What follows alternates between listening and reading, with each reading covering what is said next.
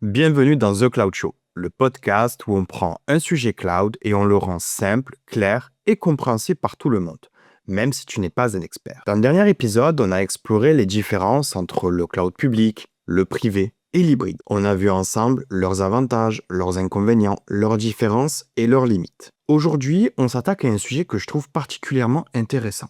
On parle souvent du cloud, mais au fond, à quoi ça ressemble vraiment un data center cloud ? Le cloud peut sembler abstrait, presque magique. Et pourtant, derrière cette image, il y a des bâtiments bien réels.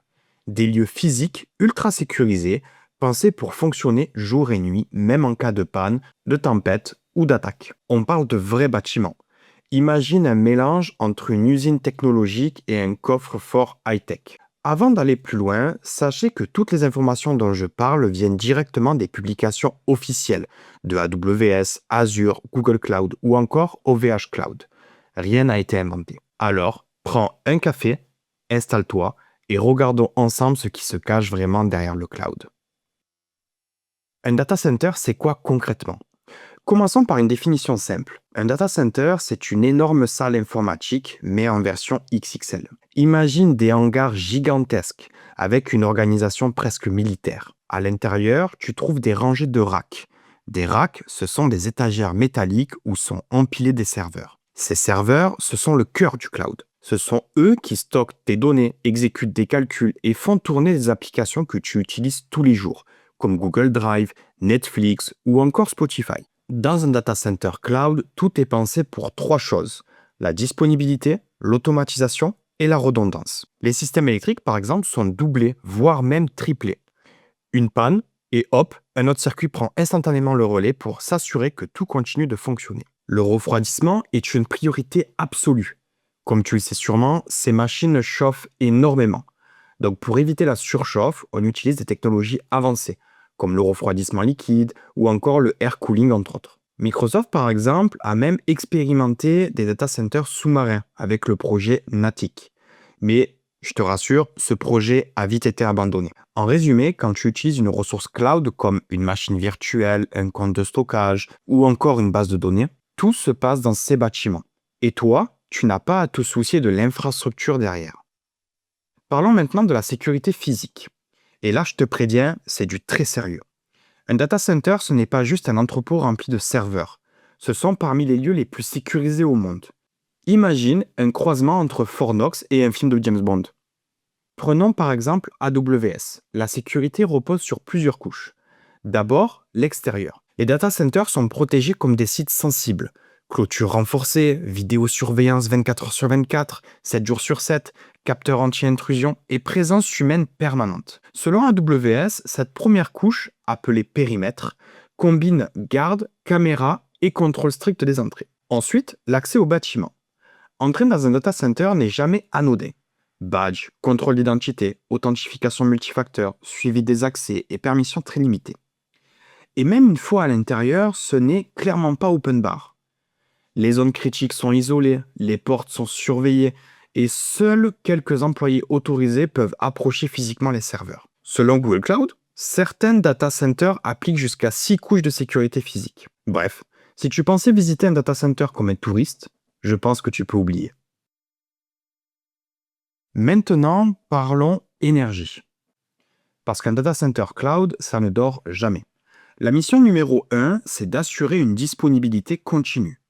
Impossible de laisser un serveur s'arrêter. Pour ça, tout est pensé en redondance. D'abord, l'alimentation électrique. Chaque data center dispose de plusieurs arrivées indépendantes.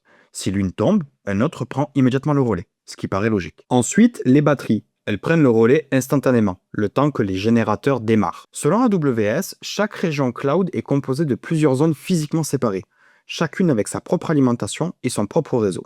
En clair, même si Netflix tourne sur AWS, la fin de ta série préférée ne tombera pas en panne, à cause d'un simple transformateur grillé. Maintenant que tu as vu comment est structuré un data center cloud, je pense que tu t'es dit, ce n'est pas trop écologique tout ça. Eh bien, devine quoi, tu as raison. On va aborder ce sujet. Un data center cloud consomme beaucoup d'énergie. Et avec l'essor de l'IA, la pression augmente encore.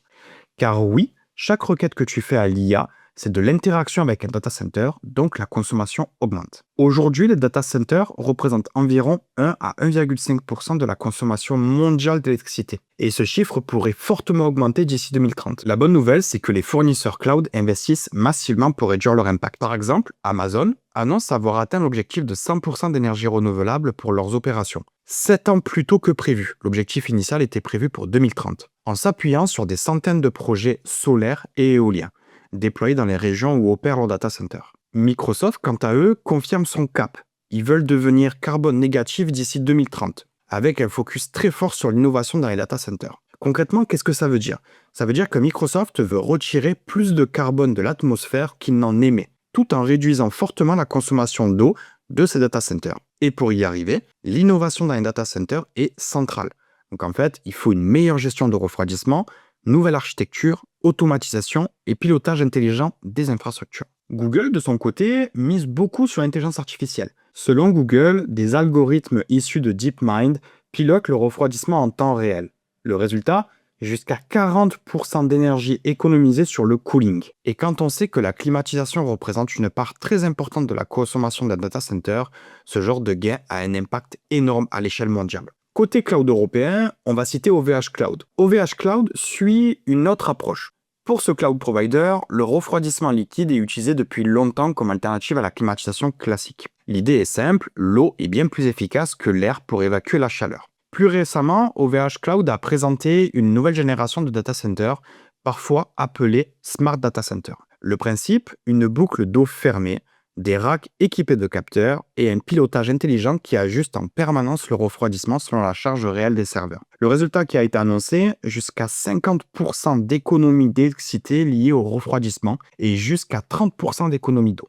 Le message à retenir est très simple. Le cloud consomme beaucoup, mais il devient aussi un terrain majeur d'innovation énergétique. Pour conclure, le cloud, ce sont avant tout des bâtiments bien réels, des infrastructures massives, ultra sécurisées, bourrées d'ingénierie qui tournent sans pause et évoluent en permanence pour être plus fiables et plus verts. La prochaine fois que tu envoies un fichier, que tu regardes un film ou que tu poses une question à ChatGPT, pense à toute cette mécanique invisible qui travaille pour toi, quelque part sur la planète, sans que tu t'en rendes compte. Dans le prochain épisode, on parlera des zones de disponibilité et des régions cloud.